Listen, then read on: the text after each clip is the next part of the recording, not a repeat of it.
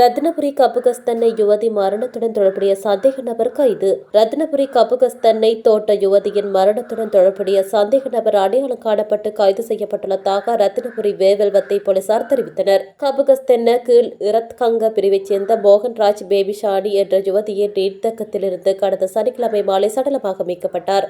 இதுகுறித்து வேவல்வத்தை போலீசில் முறைப்பாடு செய்யப்பட்டதைத் தொடர்ந்து போலீசாரும் பிரதேச மக்களும் தீவிர தேடுதல் வேட்டையில் ஈடுபட்ட நிலையில் இரத்தினபுரி குடுகல்வத்தை பகுதியில் இன்று திங்கட்கிழமை பிற்பகல் வேளையில் பிரதேச மக்கள் சந்தேக நபரை கண்டுள்ளனர். பிரதேச மக்கள் தம்மை அடையாளம் கண்டதைத் தொடர்ந்து இப்பகுதியில் உள்ள மதஸ்தலத்துக்கு ஓட முயற்சி செய்த போது அந்த மதஸ்தல வாசலில் நின்ற மக்கள் அவரை தடுத்து விவரம் அறிந்த போது தம்மை பொய்க்குற்றச்சாட்டின் பேரில் தாக்குதல் நடத்த சிலர் வருவதாக கூறியுள்ளார்.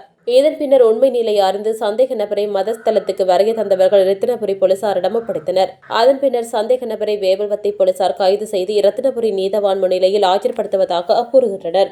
இது இவ்வாறு இருக்க யுவதியின் சடலத்தை பொதுமக்கள் தேடி கண்டுபிடித்ததன் பின்னர் அந்த இடத்துக்கும் சந்தேக நபர் சென்று சடலத்தை தேடியதாக பொதுமக்கள் தெரிவிக்கின்றனர்.